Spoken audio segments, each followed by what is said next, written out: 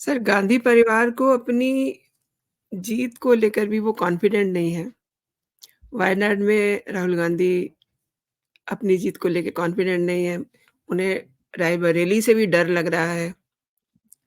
दूसरी बात, प्रियंका गांधी भी अभी होल्ड पर हैं। तो ये चीज़ें क्या संदेश दे रही हैं? नहीं, नहीं, जिस तरह का वातावरण इस देश में बन गया है और लोग एक्चुअल में लोगों ने इस देश में गठबंधन सरकारों का बहुत विद्रूप चेहरा देखा है। क्योंकि 1984 लास्ट था जब कांग्रेस को इंदिरा गांधी की हत्या के बाद पूर्ण बहुमत मिला था, बल्कि कभी जवाहरलाल नेहरू ने को भी इतना बहुमत नहीं मिला था जितना राजीव गांधी को मिल गया था, 404 सीटें। और चूंकि आम चुनाव के साथ उस समय पंजाब में इलेक्शन नहीं हुआ था, पंजाब में वो आतंकवाद का दौर चल रहा था, तो पंजाब में बाद में चुनाव हुआ था और 10 सीटें वहां से भी फिर कांग्रेस को कुछ और सीटें मिल गई थी, तो ये संख्या 410 से ऊपर चली गई थी कांग्रेस की। इतना बहुमत कभी किसी दल को नहीं मिला और कांग्रेस को भी इससे पहले कभी नहीं मिला, उसके बाद भी कभी नहीं मिला। और उसके बाद 1989 में वो पनडुब्बी और बोफोर्स घोटाला और तमाम जितने भी वो प्रकरण हुए थे, और वीपी सिंह ने, सतपाल मलिक ने, आरिफ मोहम्मद खान, रामधन जैसे लोगों ने, अरुण नेहरू ने कांग्रेस छोड़ दी थी, अलग से जन मोर्चा बना लिया था।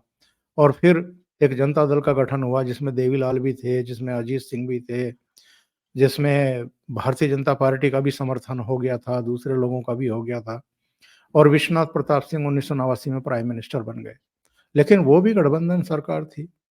इसके बाद जब 1991 में फिर चुनाव हुआ, पहले वीपी सिंह की सरकार गिरी, फिर चंद्रशेखर कांग्रेस के समर्थन से सरकार में आए, सत्ता में आए, उनकी सरकार भी गिर गई 11 महीने के भीतर। उसके बाद फिर नए सिरे से जब चुनाव हुए और राजीव गांधी के नेतृत्व में कांग्रेस चुनाव लड़ रही थी, तो एक चरण का मतदान तो हो गया था, उसमें भी कांग्रेस को कोई बहुत अच्छा सपोर्ट नहीं मिला था देश का।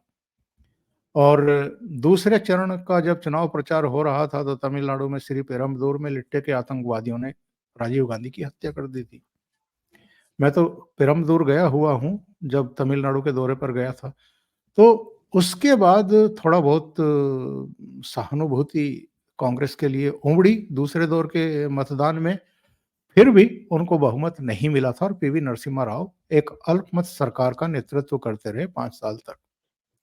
फिर जब 96 में फिर से चुनाव हुए, Bharatiya Janata party single largest party थी, अटल जी को शपथ दिलाई गई, 13 दिन वो प्रधानमंत्री भी रहे, अपनी सरकार का बहुमत नहीं देख कर पाए तो रिजाइन कर दिया। फिर एचडी देवगौड़ा, फिर आई के गुजराल, फिर चुनाव हुए, फिर अटल जी प्रधानमंत्री बने 13 महीने के लिए, फिर सरकार गिरी। जयललिता और कांग्रेस का एक मिला जुला जो है षड्यंत्र था, तो अटल जी की सरकार फिर गिर गई 13 महीने के बाद। फिर चुनाव हुए, फिर अटल जी प्रधानमंत्री बने तो 2004 तक रहे। लेकिन वो बहुमत की सरकार थी और गठबंधन सहयोगियों की मदद से वो 2004 तक प्रधानमंत्री रहे। 2004 में भी जब चुनाव हुए, तो कांग्रेस और भारतीय जनता पार्टी के बीच में केवल 7 सीटों का फर्क था। भारतीय जनता पार्टी को 138 सीटें मिली थी और कांग्रेस पार्टी को 145 सीटें मिली थी। यानी किसी को भी बहुमत नहीं मिला था। मनमोहन सिंह के नेतृत्व में जो सरकार बनी थी, वो भी एक गठबंधन सरकार थी, मजबूरी की सरकार थी। और 2009 में भी कांग्रेस को केवल 205 सीटें मिली थी। वो भी पूर्ण बहुमत की सरकार नहीं थी, मजबूरी की सरकार थी। 2014 में जाकर के नरेंद्र मोदी के नेतृत्व में भारतीय जनता पार्टी को 282 सीटें, यानी पूर्ण बहुमत से भी 10 सीटें ज्यादा मिली। और फिर ये बढ़कर के और 21 सीटें बढ़ी 2019 में, वो 303 सीटें हो गई। कहने का आशय ये है कि ये जो कांग्रेस पार्टी की दुर्दशा है, इसकी वजह ही ये है कि इस पर ऐसे लोग काबिज रहे हैं, इसके संगठन पर ऐसे लोग काबिज रहे हैं जिन्होंने तुष्टीकरण की राजनीति की नीति अपनाई।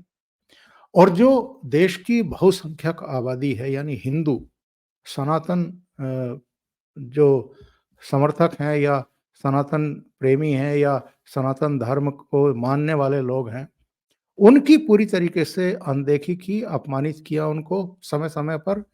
इसलिए शनैः-शनैः जो इनके 3 बेस वोट माने जाते थे, दलित, ब्राह्मण और मुसलमान, वो भी बहुत सारी अलग-अलग घटनाओं की वजह से इनसे छिटक चुके थे। कुछ थोपे हुए नेतृत्व 1998 से लेकर के और 1917-18 तक तो सोनिया गांधी ही उसकी प्रेसिडेंट बनी रही कांग्रेस की, इतना लंबा तो कोई भी नहीं रहा, और वो भी एक विदेशी मूल की लेडी जिसको भारत के बारे में कुछ पता ही नहीं है।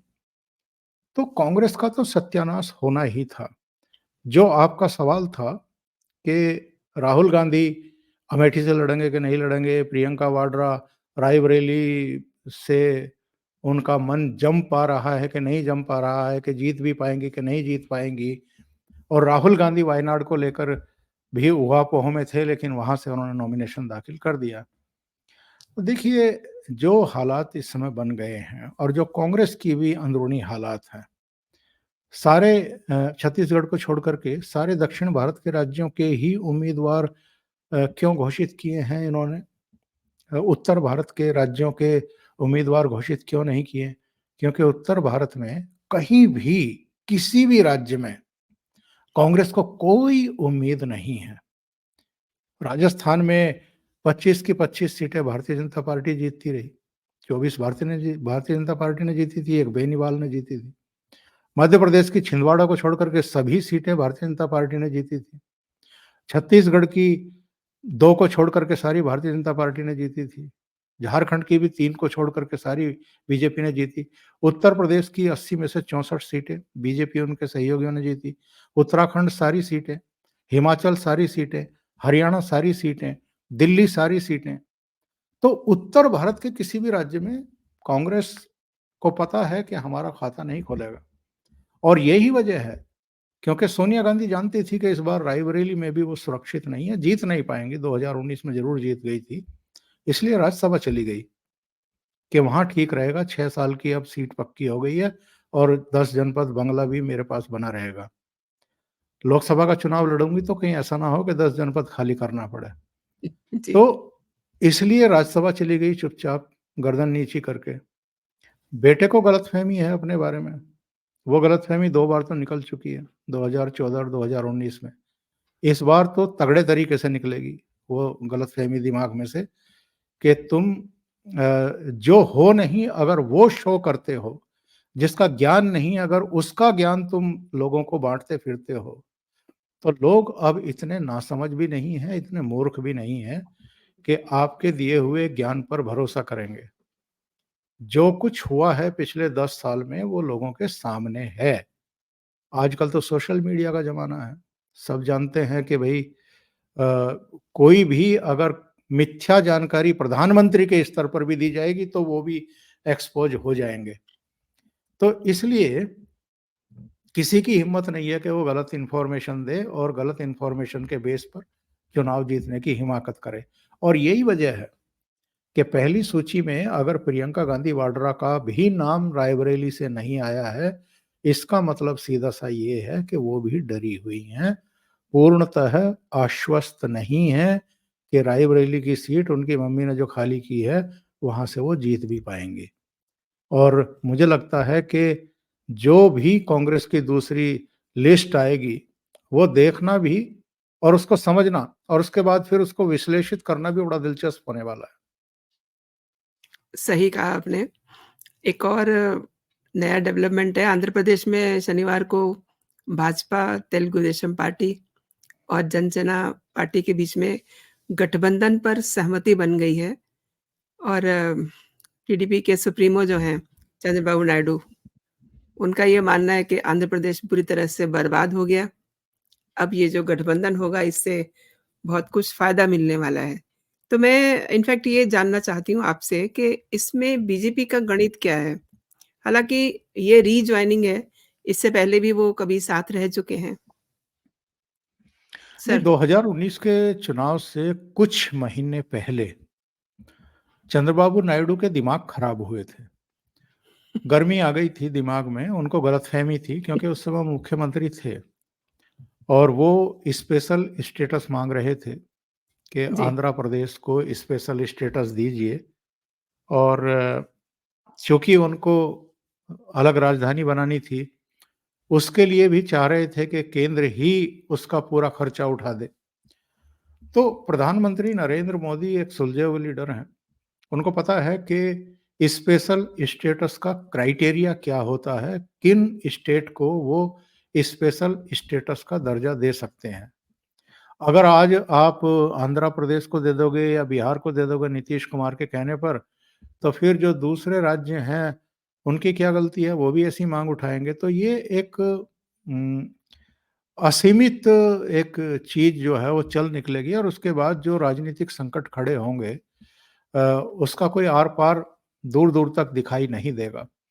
तो उन्होंने किसी भी तरह के प्रेशर में आने से इनकार कर दिया था। तो चंद्रबाबू नायडू जो है वो एनडीए छोड़ कर के चले गए थे और जाने का उन्होंने नतीजा देख लिया। क्या हुआ उनका? उनका सुपड़ा साफ हो गया 2019 के लोकसभा चुनाव में। जगन मोहन रेड्डी की पार्टी ने ही मैक्सिमम सीटें जीत ली आंध्र की और उसके चूँकि विधानसभा चुनाव भी साथ ही हुए थे, तो विधानसभा चुनाव में भी चारों खाने चित हो गए ये। इनकी जो विधायकों की संख्या है वो मेरे विचार से 20 से भी नीचे ही रह गई थी। तो चंद्रबाबू नायडू पिछले 5 साल से उनकी आत्मा भटक रही थी और वो पिछले करीब-करीब डेढ़ साल से तो लगातार इस प्रयास में थे कि फिर से मेरी एनडीए में वापसी हो जाए। लेकिन देखिए नरेंद्र मोदी और अमित शाह दोनों ये बखूबी जानते थे कि 2019 से लेकर के और 2022-23 तक लोकसभा में तो उन्होंने सभी राष्ट्रीय महत्व के जितने महत्वपूर्ण बिल थे वो सब पास करा लिए क्योंकि उनका बहुमत था, एनडीए का बहुमत था। लेकिन जब राज्यसभा में जाकर के वो चीज़ें फँसती थी, तो कम से कम 2 ऐसे लीडर थे, 2 ऐसे स्टेट थे, जो उनकी नैया को पार लगाते थे। वो चाहे जम्मू कश्मीर का मसला रहा हो, एनआईए का जो संशोधन बिल लाया था गया था उसका हो, 3 तलाक का हो, दूसरे जितने भी महत्वपूर्ण विधायी कार्य थे और कानून थे, उनको पास कराने में नवीन बाबू ने यानी नवीन पटनायक ने, जो उड़ीसा के मुख्यमंत्री हैं, और आंध्र प्रदेश के मुख्यमंत्री जगन मोहन रेड्डी ने, इन दोनों ने बिना शर्त हमेशा मदद की नरेंद्र मोदी की।